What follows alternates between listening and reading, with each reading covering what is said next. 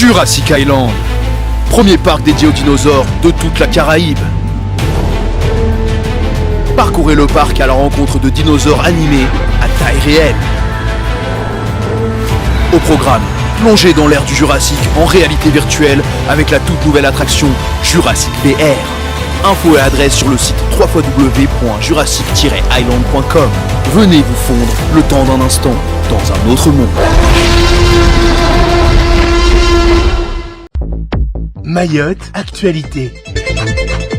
L'édition du jour, nous parlerons de la loi Asile et Immigration au Sénat, insécurité, justice, renvoi de l'affaire Narayana et nous finirons avec ce sabotage au commissariat de Mamoudzou. Mais tout d'abord à la une de ce journal, la loi Asile et Immigration actuellement en débat au Sénat. Portée par Gérald Darmanin, le ministre de l'Intérieur et des Outre-mer qui n'a toujours pas de majorité était présent dans l'hémicycle pour défendre son projet de loi. Et en matière d'immigration, le constat est assez clair, 600 à 900 000 étrangers vivent en France métropolitaine et à Mayotte ils sont aux alentours des 200 000. Le budget alloué à l'aide médicale d'État dépasse désormais le milliard d'euros et le taux d'exécution des mesures d'éloignement reste faible. Or le pays n'a pas de stratégie migratoire claire. La commission des lois a adopté 71 amendements visant à renforcer le texte initial. En ce qui concerne Mayotte, la nouveauté c'est que finalement la loi devra s'appliquer sur notre territoire alors qu'initialement il fallait attendre les dispositions de la loi Mayotte. Et sur ce point, 5 des 71 amendements ont été déposés par les deux parlementaires mahorais pour répartir les mineurs isolés sur l'ensemble du territoire, supprimer la territorialisation du visa, renforcer les conditions d'acquisition de la nationalité, etc. Et si l'efficacité de ces amendements pour lutter contre l'immigration clandestine massive à Mayotte pose question, il reste à voir s'ils seront adoptés à l'issue des débats. Et pendant ce temps, les violences continuent à Mayotte avec ces affrontements hier à Bandrabois. Tout serait parti d'un match de foot de ce week-end entre les équipes de Dzumonier et de Bandrabois lorsque des supporters de Bandrabois auraient lancé une barre de fer sur les joueurs de foot de Dzumonier. Les délinquants du bidonville d'Oussountoundé appartenant au gang des terroristes y a trouvé une raison toute faite pour affronter les voyous de Bandrabois appartenant eux au Watoro. Ainsi le quartier Nyambo a été la scène de violence inouïe. Lundi, des bandits d'Oussountoundé sont venus à Nyambo incendier le quartier et semer la terreur. 6 maisons auraient été incendiées. Les habitants du quartier sont évidemment terrorisés à l'instar de Abdou qui a fui dès dimanche. Et à noter que selon certains témoignages, les voyous auraient été ravitaillés en machette pour faire un nouvel assaut. Alain Sarment et Zouria Moyad Ben, conseillers départementaux, sont allés sur place en fin d'après-midi pour jouer les médiateurs. Justice pour la suite de ce journal avec ce procès retentissant jugé par Thani Mohamed Swalili.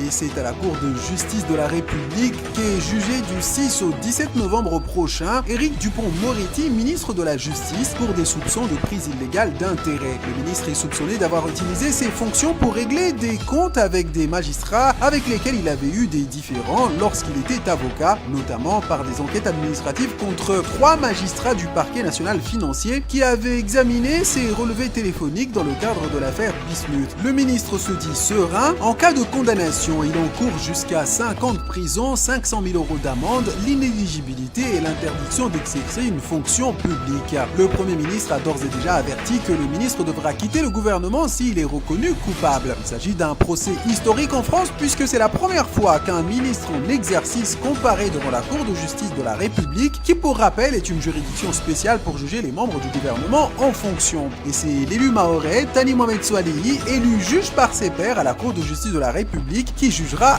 le ministre Éric Dupond-Moretti. Et comme on dit chez nous, Geshtema, toujours en justice, les suites du procès de Théophane Narayana. Nous vous en parlions hier, l'homme d'affaires Théophane Narayana et 4 autres prévenus devraient être jugés pour une affaire d'agression sur une avocate employée par le cabinet de maître Sylvie Sévin en 2015. Ce sont les enquêtes qui ont permis d'établir un possible lien avec Théophane Narayana car il semblerait que ce soit maître Sylvie Sévin, avocate de Frédéric Dachery, qui était visée. Frédéric Dachery alors en conflit avec Théophane Narayana sur une parcelle. Mais une autre version a émergé immergé, l'un des prévenus aurait attaqué l'avocate en raison de son mécontentement sur les prestations de son avocate. Mais comme je vous le disais hier, un vice de forme concernant la citation du prévenu a provoqué le renvoi du procès, et ce pour la 3e fois au 29 février 2024.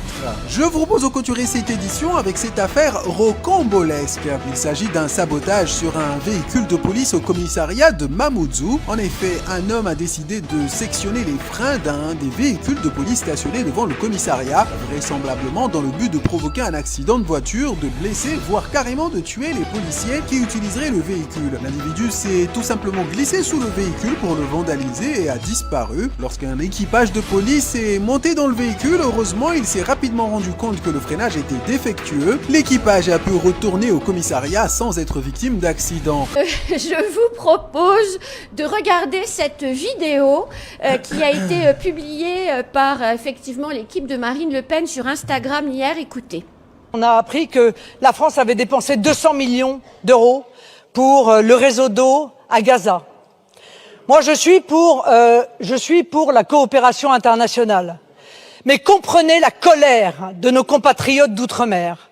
Comprenez leur colère lorsqu'ils voient qu'en réalité, une nouvelle fois, ils sont passés après l'aide internationale. Alors moi, je suis pour l'aide nationale avant l'aide internationale. 200 millions d'euros pour le réseau d'adduction d'eau à Gaza, et nous 54 heures de coupure et une bouteille d'eau par jour à partir du 20 novembre, et encore parce qu'on a pleuré.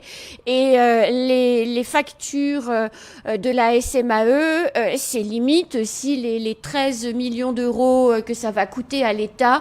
On va pas nous les prendre sur le contrat de convergence et de transition écologique. Est-ce qu'il n'y a pas là 2 poids 2 mesures? Je t'en prie. Les femmes d'abord. Merci. Non, mais qu'est-ce que vous voulez que je dise quand j'écoute Marine Le Pen parler? C'est du Marine Le Pen, c'est du Rassemblement national. Moi, j'ai pas à réagir quand j'entends ça. Je sais que le travail est fait par le gouvernement. Il y a de l'argent qui est investi pour les Mahorais, pour les ultramarins. Quand on voit ce qui se passe en Guadeloupe, quand on voit ce qui se passe à Mayotte, elle fait son show. Moi, j'ai rien à dire. Elle fait son oui, show. Mais enfin, Bah oui, est-ce que les 200 millions... Quand on voit ce qui se passe en Guadeloupe, quand on voit ce qui se passe à Mayotte, les résultats fait que les gens ils manquent d'eau, tout simplement. Je pense que la politique qu'a Marine Le Pen et que beaucoup de politiciens fustigent, en tout cas sur notre territoire, c'est de dire qu'il faudrait un droit particulier, en tout cas pour les nationaux. C'est vrai que quand vous allez dans beaucoup de pays du monde, et ben c'est exactement le cas. Donc sur la question de se dire que la France va donner des leçons, il faut le dire, hein, la France va donner des leçons en disant oui, on va vous apporter de l'eau, excusez-moi, dans des divers endroits dans le monde, alors que on manque d'eau, en tout cas sur notre territoire, c'est fort de café. Il y a 2 semaines, on est en train de parler d'acheminer de l'eau en plus grosse quantité, en tout cas sur Mayotte. Et je disais, mais on a des bateaux qui sont spécialement conçus pour ce type d'opération. Ils sont partis en Égypte pour aller soigner des Gazaouis. Je veux dire, moi, j'ai vu ça, je me dis, c'est complètement abracadabrantesque. Mais c'est vrai que derrière, il y a cette volonté de dire aux Égyptiens, voilà, on a des bateaux à vendre qui sont extrêmement, sont magnifiques. Et il y a aussi une image à l'international qu'il faut tenir, ou dire, bon ben voilà, vous voyez, la France, on a un énorme bateau hôpital et qu'on est capable de soigner 80 Gazaouis à l'intérieur. Donc moi, je pense que ces bateaux-là, en plus on en a 3 ou 4, en tout cas on en a 3 ou 4. On aurait pu avoir la possibilité d'en prendre 1 ou 2 et puis d'acheminer de l'eau ici à Mayotte. Au lieu de ça, nous on a le Marion Dufresne qui sert à envoyer de l'eau dans l'Antarctique. Le Marion Dufresne, il sert aujourd'hui à tout. Hein. Il fait du volcan, il fait du ravitaillement de l'Antarctique, des Kerguelen. Il va sauver des bateaux de et puis, pêche pourquoi pas Mayotte. aux îles Éparses. Il fait tout, le pauvre Marion Dufresne. Tout à fait.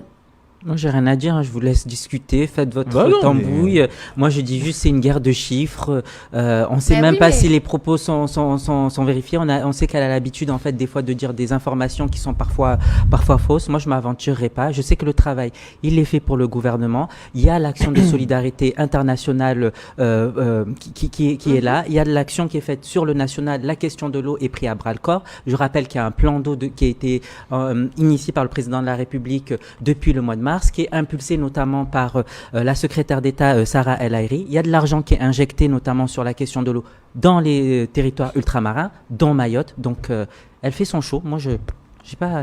Voilà. O-News Radio sur outremernews.fr.